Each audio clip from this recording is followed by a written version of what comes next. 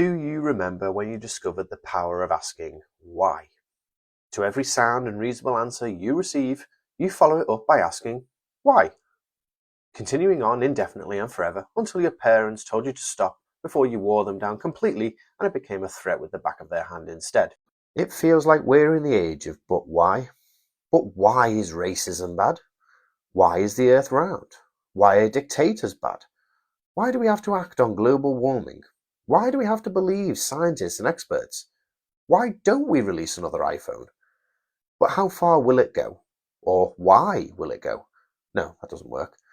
The ordinary person, like your parents, doesn't have enough answers to stop inviting this question. Why again and again and again? In order to beat this game, you need to be a saintly patient expert in the matter against a petulant future anti-vaxxer.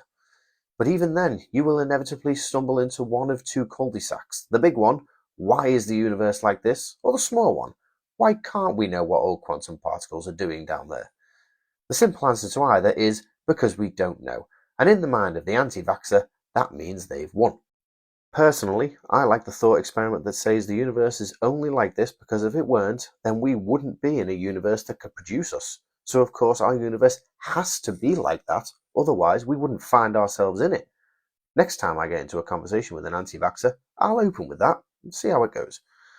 Anti-vaxxers are part of a collective idea against over 200 years proof of success, including simple obvious facts like the number of humans alive, the lack of measles, mumps or rubella, and the general health-obsessed virtue we all enjoy. You can scoff at anti-vaxxers, go ahead, enjoy yourself, but no, they will delight in asking you why. We shouldn't scoff, however. It is serious. Humans rely upon lies to cooperate.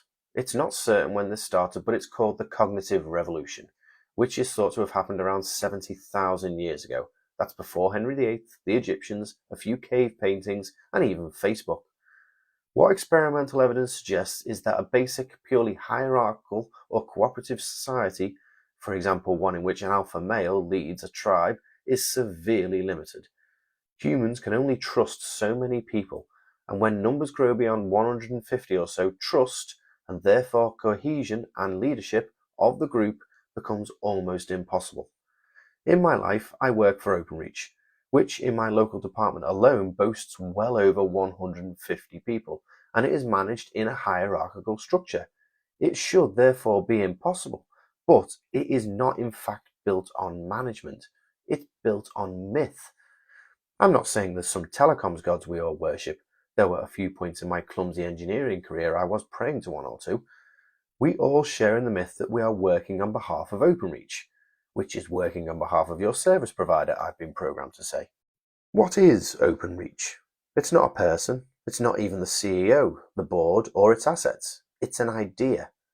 Corpus means body in Latin, so to be incorporated is to be embodied, which is why imaginary entities like Woolworths can be fully liable for liquidation before the law, but Mr. Woolworth has only limited liability and somehow walks away unscathed and looking for an investment.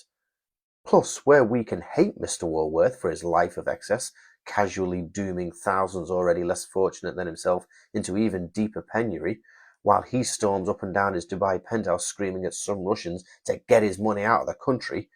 I should add for the benefit of the courts that this is all meant as hyperbole. The phantom of the Woolworths company remains untarnished. It's only humans who can do these regrettable things. This may seem like a fragile example, but think about the world of today and the beliefs that we have that are actually myths. Biologically, there's nothing special about monarchs. Environmentally, there's nothing remarkable about the borders of your country. Physically, there's incredibly little special about money. Don't expect to find gold in them these days. In fact, gold is just another element. It means no more than the others. There's nothing but blind belief in democracy, equal only to some others' belief in dictatorship, or capitalism, or socialism. What does it mean to say you own your house? You don't own anything beyond your own skin, except in the eyes of the law. But then, neither do laws really exist anywhere. There's nothing we can scientifically measure about them or prove.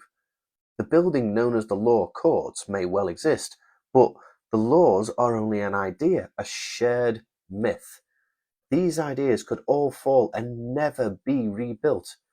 There is no law of nature that says they should exist. They change too.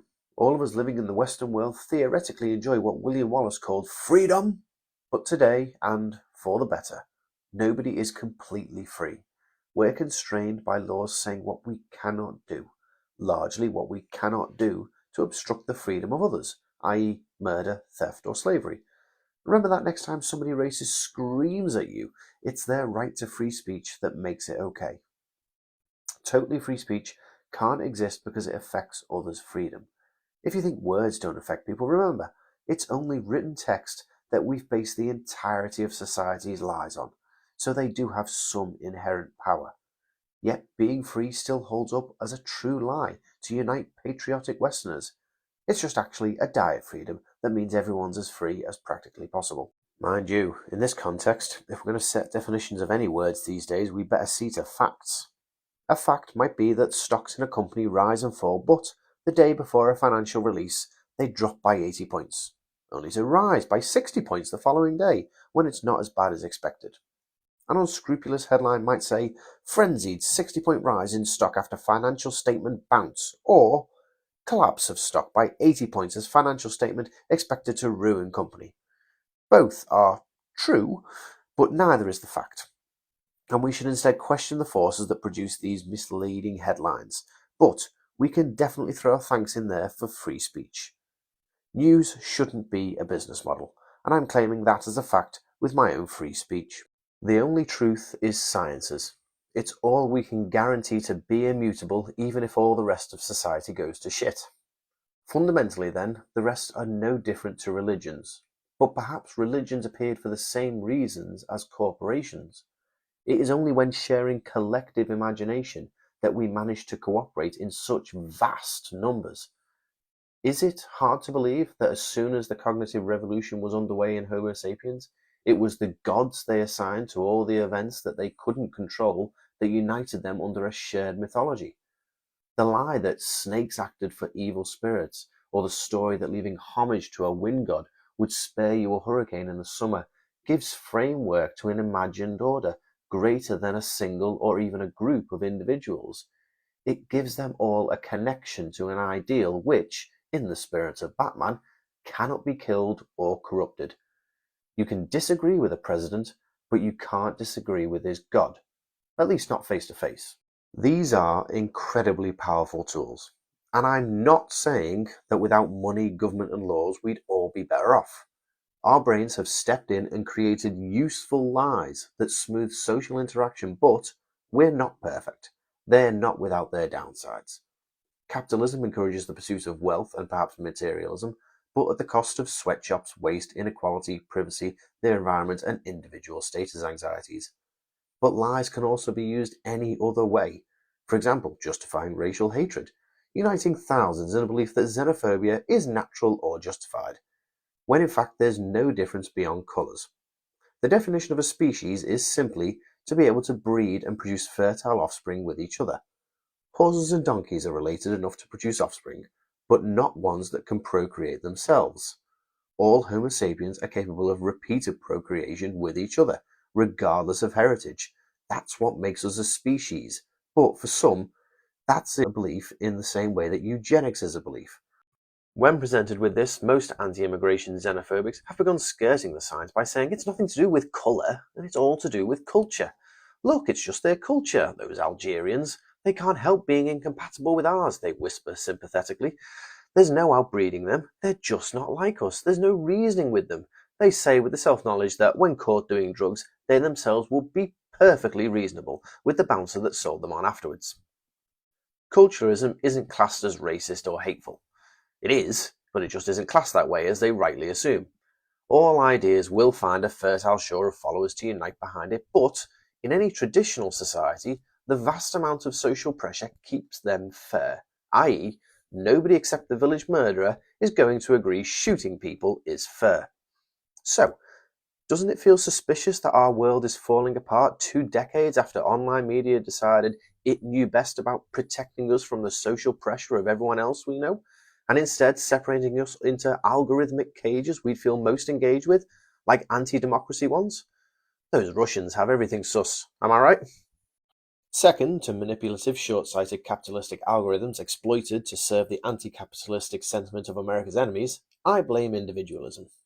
Be true to who you are just encourages people to think any thought they have is more important than 7 billion others. Our systems today still justify and create social hierarchies. They still oppress everyone to their stations. If you're poor, you are likely born to poor parents, and guess where rich kids mostly end up coming from? We accept this as fair when it obviously isn't. Biologically, it may not matter much in the first world, but in less developed countries, it could mean access to medicine that might save your life. Even if you're born in good health and you're fitter, stronger, smarter, and more fertile than the son of your country's psychotic military dictator, survival of the fittest cannot help you climb off the rung of the social ladder you were born on. How can we justify this oppression? Because it is ours. The only way we can be rid of it in our modern world seems to be more intangible laws, more striving for good, for equality, in short, more myths. It seems then, armed with this knowledge, that we could create a new shared reality, one covering all the loopholes. Science can be our shared reality, and thou shalt not question the facts of the science gods, only things like quantum gravity and dark energy. Science is the only law we can create that will be rebuilt no matter what other beliefs rise and fall around it. With it, we could create a perfect world, except some arsehole can come along at any point and start asking why. Why do they have human rights? There's no such thing as a human's right. If we were going to create them out of thin air, why do they deserve them? We must be prepared for this, because it's important to remember, as powerful as lies are, they aren't immortal. Today's society probably isn't. Rome's beliefs fell, so did the American South's, so did the Soviet Union's and their communism, and so did Homo sapiens' first beliefs 70,000 years ago. These falsehoods are no different from today's, except that they no longer hold sway.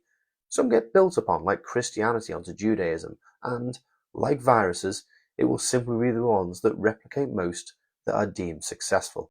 Thankfully then, today's overarching viral trend seems to be regressing towards general equality, but it has had a few speed bumps along the way, and social media algorithms giving the two-word instruction to increase engagement feels suspiciously like a very long traffic diversion past the town of contentment. Remember, historical beliefs weren't perfect at the time, but contemporaries hardly ever question them, and ours won't be a picture of utopia in the eyes of posterity either. So, it's important to be on the lookout for the next best belief. Perhaps it's rated voting systems or universal basic income, but from a biological success perspective, I don't think bringing back tuberculosis and killing each other is a starting point.